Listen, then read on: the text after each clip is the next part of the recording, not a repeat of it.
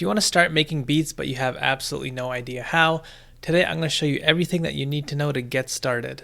I've been making beats for more than a decade. I am one of the YouTubers that is recommended for videos on how to use FL Studio on their website. I'm going to go step by step showing you how to use FL Studio to make beats. And by the end of this video, you'll know how to start making beats yourself. Now, FL Studio can be confusing to understand at first. There are just a lot of buttons and stuff all over the place. But really, there are just a few sections that you need to know in order to start making beats. The most important area in FL Studio is this section right here. These 5 buttons right here are what you will be using every single time you make beats, and they're the most important things that you will need to learn. So let's go through these one by one. Starting off, the first button right here, this is the playlist. If you click this, most likely yours will be empty if you just started a new project. But what the playlist does is it shows you an overview of your whole beat. Now, taking a step back for a second, the way that FL Studio works is that you combine different patterns together to create a beat. You can think of this like stacking Lego pieces on top of each other. For example, here we have one pattern for my drums, which you can hear. And here I have another pattern. If I just quickly delete these by right-clicking, and I'll insert this other pattern here, and you guys can hear.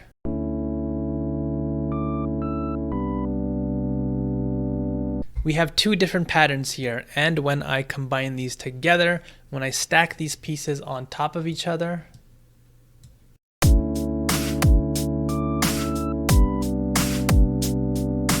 the 2 of these start to play together, and this is fundamentally how beats are built, by stacking patterns on top of each other until you have an entire beat made. You can imagine an entire beat would consist of many different patterns put together across this entire playlist. So that's fundamentally the name of the game when you're trying to make beats. You are creating many different patterns, which are like building blocks, and you put those building blocks together. And in doing so, you make an entire full beat by the end. And this window here, the playlist, is where you will eventually put all of your building blocks, those patterns, all together. Now this might have you asking the question, well, how do I even create those building blocks? How do I go about making those different patterns for my beat? Well, that's where this next button right here comes in. First though, I'm going to start a new project here just to start fresh. After showing you guys the end goal of where we're trying to get to by making a final beat, let's figure out how we're going to get there together from start to finish. Alright, so clicking this button here, this is the channel rack. This shows us all of the different sounds that we can use in order to build our patterns. So looking at this one here, you guys can see the available sounds are the kicks, the claps, the hats, and the snares. These are all ready for us to use. These are all the sounds that are available to us as of right now that we can use to build out a pattern. And these are the same sounds that I used before in the drum pattern that you heard earlier. So to show you how I did it, first what we're going to do is hit the play button right up here. You can see once I hit play, this little thing at the bottom here is just scrolling and repeating. This shows us the timing of what is currently being played. For example, let's stop this for a second. Let me place a kick down by filling in this little square here. Left click to do this, by the way, and if you make an error, you can just right click to delete. And I'll take my clap and I'll fill in these squares here. And same thing with my hi-hats. And now if I hit play,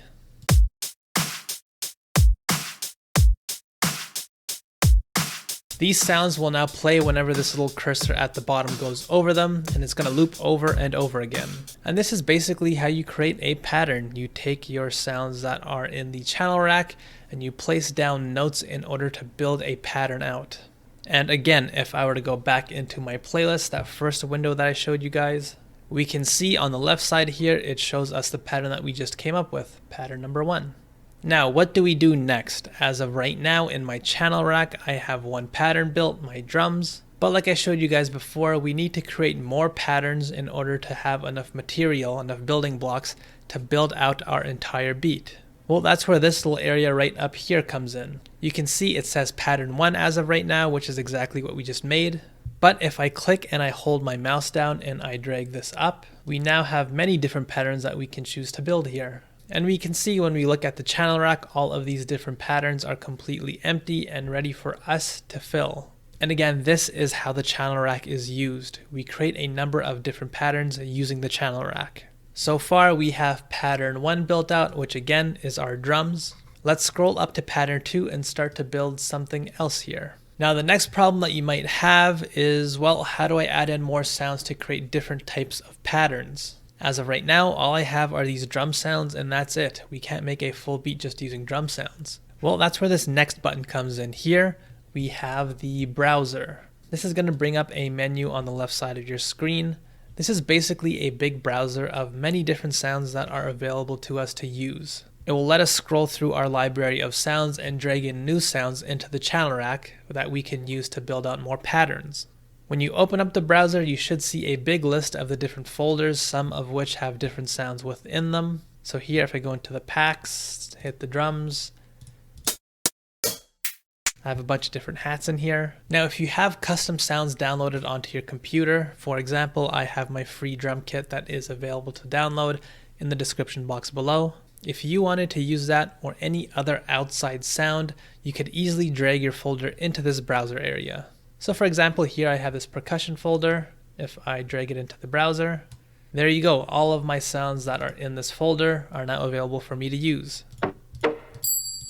At this point, I can go ahead and preview the different sounds from my browser, and once I find a sound that I like, I can drag this into my channel rack, and there you go. It is now available for me to use and make a pattern out of. So this is just one place that you can add in sounds from the browser. Another way to add in sounds into your channel rack is to just click this little plus button right down here. This should bring up a big list of plugins that you can use. Plugins are basically mini apps that you can run within FL Studio. They have many different sounds and instruments within them that you can use. For example, here I will pull up FL Keys. This is a plugin that you should have because it comes with FL Studio. And now this new little window pops up. This is our plugin. And as you can see, when I hit the keys within this plugin, we get some piano sounds. And within all plugins, you should have a list of presets that's also available to you. These are basically different sounds that you can use within your beat. For example, here I chose a Rhodes instead of a piano.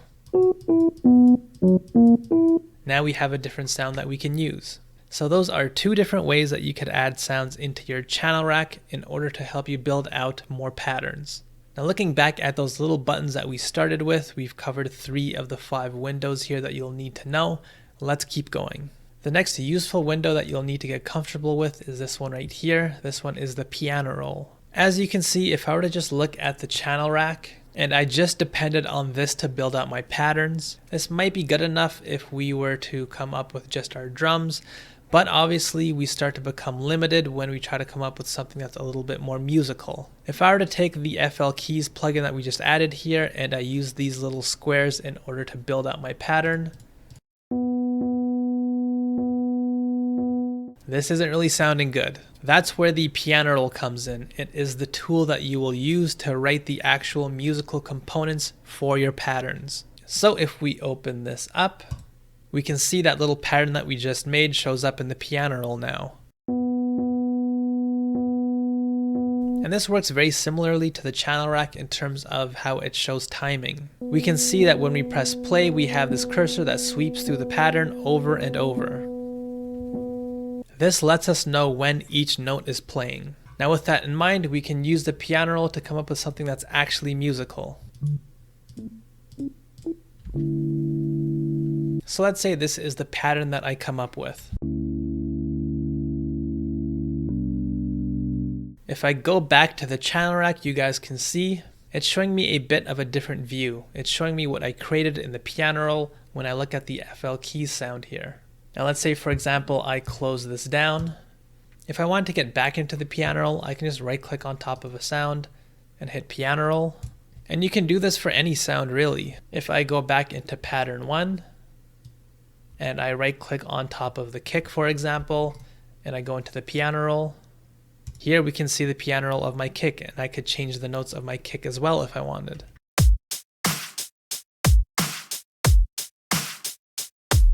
You can hear the pitch of the kick is changing. And by the way, I was just using a shortcut on my keyboard to jump these notes down really quickly here. If you want a full tutorial on all of the available shortcuts in the piano roll to become a more efficient user, hit the link right above my head. In that video, I show you how to master the piano roll. So at this point, we have two patterns made here. We have the initial drum pattern, and we also have our pattern that we made using these keys here. If you remember, the place to combine these patterns together in order to start making a full actual beat is on the playlist. So let's go into our playlist and let's drag these patterns that we just created in our channel rack using the sounds that we added into our beat and come up with something that sounds a little bit more like a full beat. So here I will drag in pattern 1, which again is our drums, and I'll also drag in pattern 2, which again were our keys. As you can see, pattern 2 is longer than pattern 1, so let's drag in another pattern 1 so they're equal in length. And now let's hear our creation.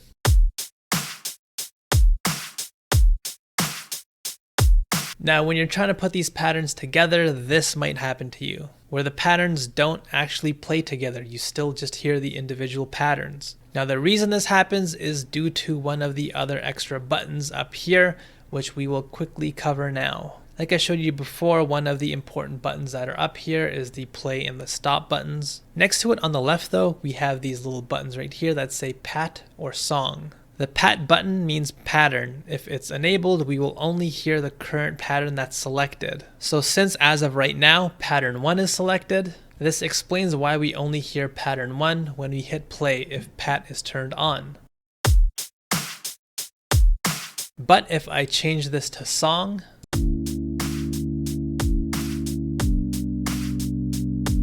now we hear our full song. This button essentially switches things to play what's on our playlist instead of just our individual pattern. So that's one important thing that you need to know. Next, we have the record button right here. You can use this to record if you want to use a keyboard instead of just clicking your notes in with a mouse like we've been doing up to this point. Next to this is our tempo control. This is really important.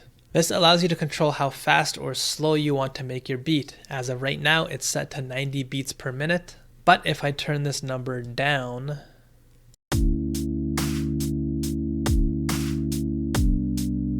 the beat changes. You guys can hear it's a lot more slow now. Two other buttons that you may find yourself wanting to use. One is right next to the tempo area, which is the metronome.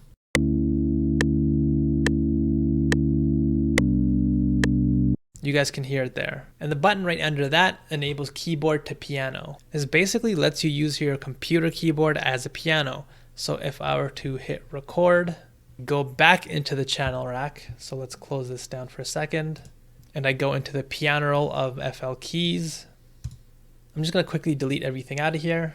And with this option turned on, you guys can see when I hit play and I use my keyboard,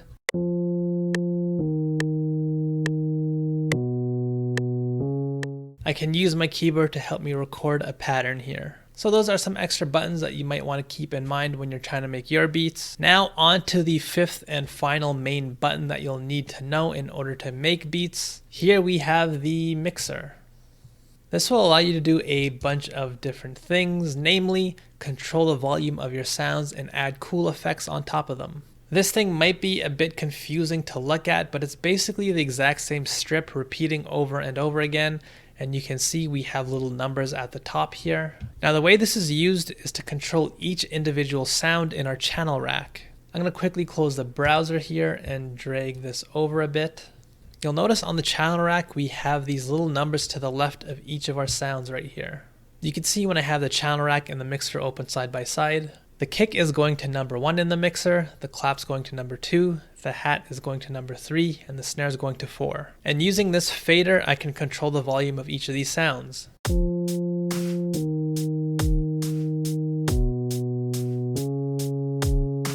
Now, if I want to add a sound into the mixer, I can just go over into this box over here. I can click and hold my mouse and drag it up until I get to an empty number.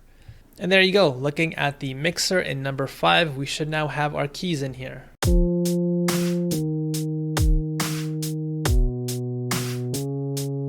And by the way, if you want a super in-depth tutorial on the mixer as well, click the link right above my head. I show you everything that you need to know if you want to go deep on the mixer. But other than that, the other basic thing that we can use the mixer for is to add cool effects onto our sounds. And the way that is done is on the right side right here. If I click on each of these strips, which are called inserts by the way, we can select different sounds here. And once we select a sound that we want to add a cool effect onto, for example, let's do this onto the keys. What you want to do is just go into the right side over here and select one of the empty slots, click on it, and this will give you a big list of the different effects that you can add. For example, what I will add is fruity reverb. This is the type of effect that you would use to add a cool spacey feel onto your sound. Once again, just like plugins, effects typically have presets as well that we can use, so I can cycle through these different presets here.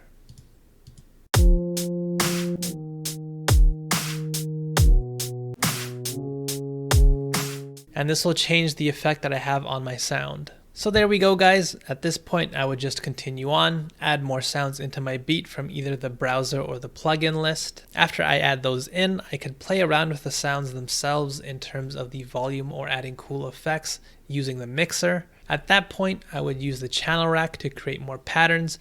I can either do this by filling in those squares directly on my channel rack, or get more musical and detailed with my patterns using the piano roll. And once I have a bunch of different patterns, I would use all of those in my playlist as building blocks to build out an entire beat. As well, if the playlist is something that you want to learn more about, if it's something that confuses you, I have a tutorial on that right above my head as well. So hopefully you get a good sense of the overall flow of how beats are made using FL Studio. You might want to save this flowchart as a reminder if you end up getting lost routinely. Now for some other quick tips that can help you use FL Studio. If you find yourself getting confused and you can't remember which pattern has what, for organization purposes, you can just right-click the name of the pattern and you can hit rename and color, and this will allow you to rename the pattern as you see fit. If you're on the channel rack and you click on top of a sound here it shows you the detailed information about your sound and different ways that you can manipulate it. You can also click on the waveform down here to hear what you have. If you're in the channel rack and you click on top of a plugin instead, the plugin menu will pop up and you can play around with your sound from here in the same way. In the channel rack, there are these two little dials here as well as a light. You can switch this light on and off, which works as a mute.